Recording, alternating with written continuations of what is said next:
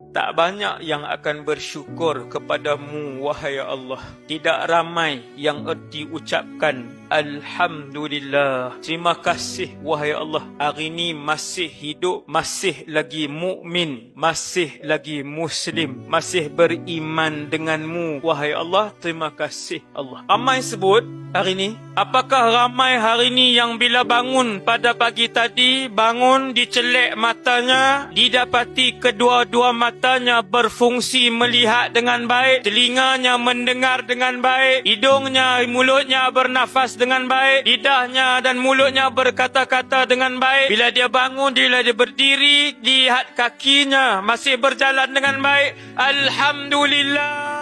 Terima kasih Allah. Teruskan nikmat. Sampai hari ini umur sudah 64. Allah masih beri kesihatan. Tak sebut. Wala tajidu aktsarahum syakirin. Tak ramai yang akan pandai berterima kasih kepadamu, wahai Allah. Ni Iblis sebut.